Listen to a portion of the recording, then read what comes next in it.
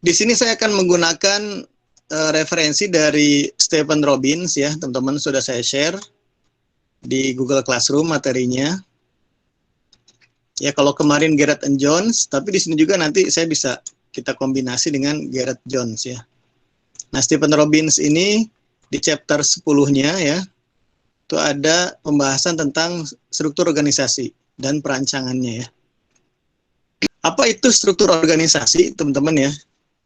Adalah penyusunan secara formal ya dari apa? Pekerjaan-pekerjaan yang ada di dalam organisasi. Jadi ketika kita berbicara tentang struktur ya, maka pemahaman sederhana kita adalah struktur itu ada ya untuk mengatur secara formal. Ada kata formalnya di situ. Dari apa? Dari pekerjaan-pekerjaan yang ada di dalam organisasi ya. Jadi kalau misalnya di apa namanya kesebelasan sepak bola ya, kalau semuanya bebas ya, tidak ada spesialisasi, kamu jadi striker ya, jadi apa namanya jadi goalkeeper segala macam ya, nanti yang ada nanti pertama ya skillnya mungkin nggak jelas nih. Misalnya pas satu permainan yang dia tadinya goalkeeper sekarang jadi striker kan nggak bagus. Bagusnya dia sudah goalkeeper, kemudian dia tingkatkan skillnya ya, maka dia akan menjadi seorang goalkeeper yang kompeten, yang ahli gitu. Ya. Jadi ide tentang spesialisasi kerja seperti itu ya.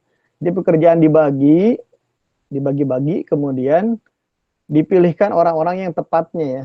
Siapa yang akan apa namanya mengerjakan pekerjaan tersebut ya. Bahkan bisa jadi setelah dibagi-bagi itu, ketika perusahaannya berkembang, si pekerjaan yang tadinya di handle oleh satu orang bisa lagi nanti di split lagi ya, dispesialisasi more gitu ya. Nah itu dibagi-bagi lagi supaya nanti mungkin karena pekerjaannya lebih besar, lebih apa namanya volumenya lebih besar, sehingga nanti satu pekerjaan tadi itu dibagi menjadi 2 pekerjaan dan 2 orang juga mengerjakannya. Nah itu ada seperti itu ya, tergantung dengan kompleksitas dari perusahaannya. Oke, tetapi di sini ada catatan over specialization, jadi spesialisasi yang berlebihan ya bisa menghasilkan apa? Kerugian secara ekonomi ya, human diseconomies ya. Kenapa? Karena bisa jadi nanti muncul boredom ya, kebosanan, fatigue ya, kelelahan. Kalau misalnya sebuah pekerjaan itu sudah sangat terspesialisasi ya, dan apa namanya orang bekerja terlalu mungkin skupnya terlalu kecil ya. Misalnya contoh teman-teman ya, finance itu pekerjaan, atau kalau kita lihat organisasi secara umum itu bisa dibagi menjadi empat proses bisnis ya dalam organisasi, terutama perusahaan dalam hal ini, yaitu human resource, marketing, apa namanya finance dan operation ya. Contoh di finance itu, finance sudah sebuah proses bisnis.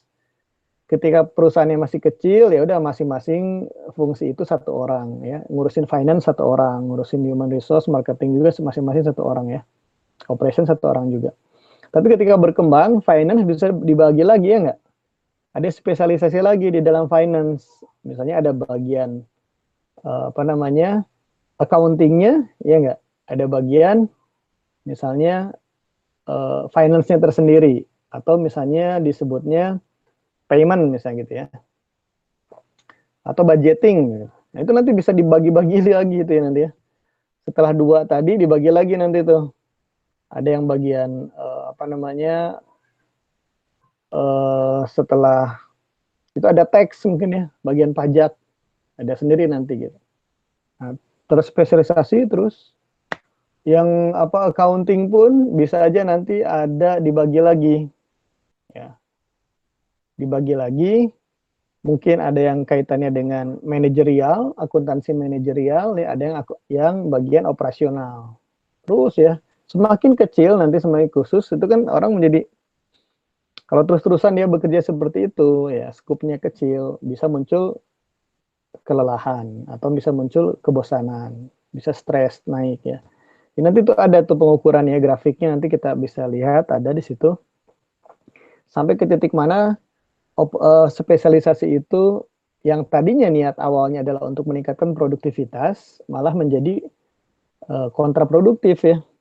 Menjadi orang tidak produktif. Kalau orang sudah bosan, lelah, stres ya, maka kualitas pekerjaan menjadi turun, ya enggak? Ada istilah itu increase absenteeism ya. Mulai misalnya mangkir ya enggak, ketidakhadiran ya. Kemudian ada higher turnover. Turnover berarti kan orang keluar masuk ke pekerjaan itu, ke organisasi itu ya. Keluar masuk berarti kan nggak betah gitu.